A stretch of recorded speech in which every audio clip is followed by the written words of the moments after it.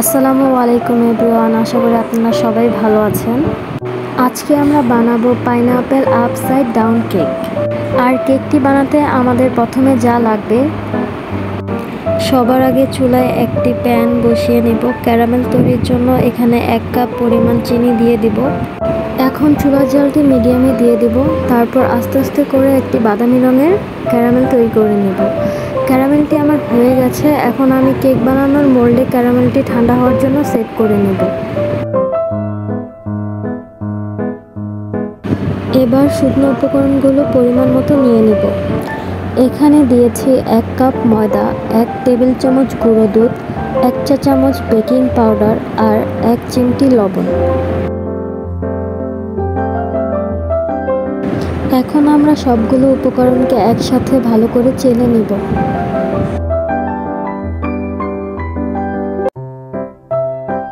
আমার এখানে চেলে নেওয়া শেষ। আমি আবারও একবার শুকনো উপকরণগুলোকে ভালো করে মিশিয়ে নেব। এখন ঠান্ডা করা ক্যারামেলের উপরে কেটে রাখা আনারসগুলোকে বিছিয়ে নেব।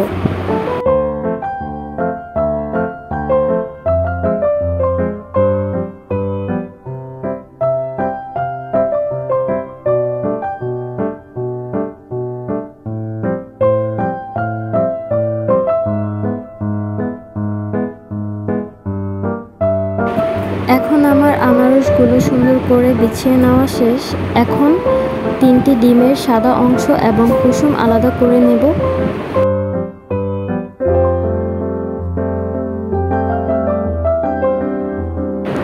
আর এখন একটি ইলেকট্রিক বিটারের সাহায্যে ডিমের সাদা অংশকে ফোম না হওয়া পর্যন্ত বিট করে নিতে হবে।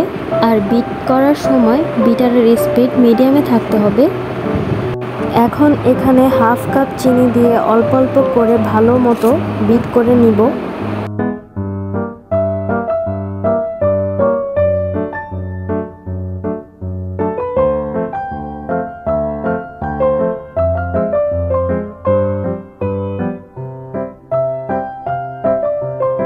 এখন কিছুটা ফোম হয়ে আসার পর উঠিয়ে রাখা 3টি ডিমের কুসুম দিয়ে আবারও ভালো মতো বিট করে নেব। এখন এখানে 1 চা চামচ ভ্যানিলা এসেন্স ব্যবহার করছি। 2 টেবিল চামচ রান্নার তেল ব্যবহার করছি। আবারও কিছুক্ষণের জন্য বিট করে নেব। আর হ্যাঁ, তেল দিয়ে বেশিক্ষণ বিট করা যাবে না। এখন আমার বিট করে নেওয়া শেষ। এখন অল্প অল্প করে শুকনো উপকরণগুলো দিয়ে আলতো হাতে মিশিয়ে নেব।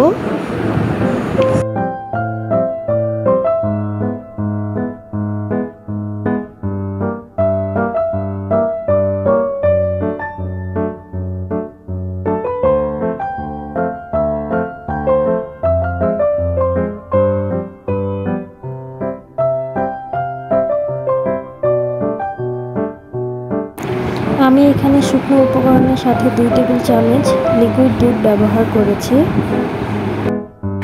এখানে আপনারা অবশ্যই 2 টেবিল চামচ লিকুইড দুধ ব্যবহার করবেন।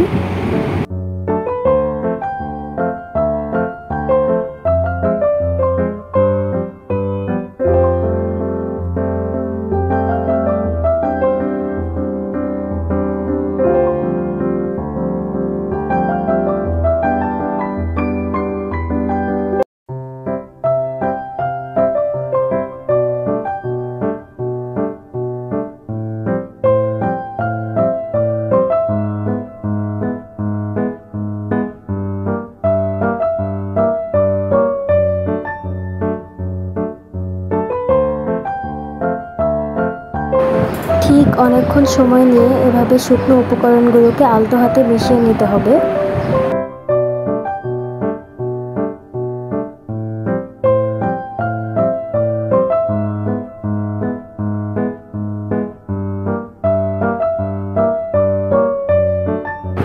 শুকনো উপকরণগুলোকে আলতো হাতে ভালো করে মিশিয়ে নিয়েছি।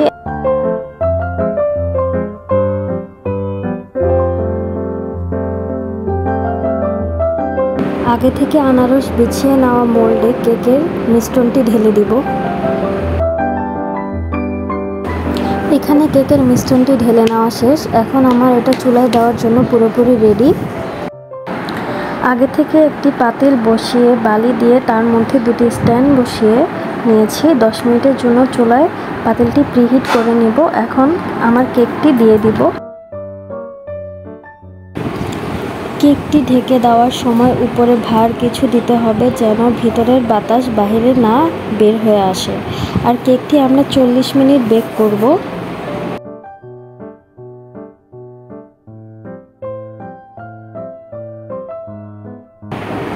ঠিক 40 মিনিট পর ঢাকনা সরিয়ে একটি টুথপিকের সাহায্যে কেকটি চেক করে নেব। কেকটি আমার হয়ে গেছে। এখন আমি কেকটি নামিয়ে ঠান্ডা করে নেব, তারপর আমি কেকটি পরিবেশন করব।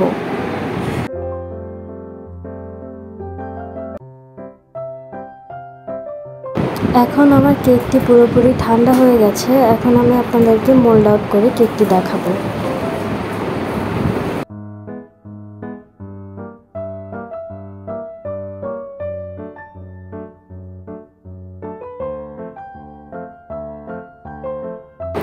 কেকটি মোল্ড আউট করে নেওয়া শেষ। কেকটি দেখতে অনেক সুন্দর হয়েছে আর কেকটি অনেক সফটও ছিল।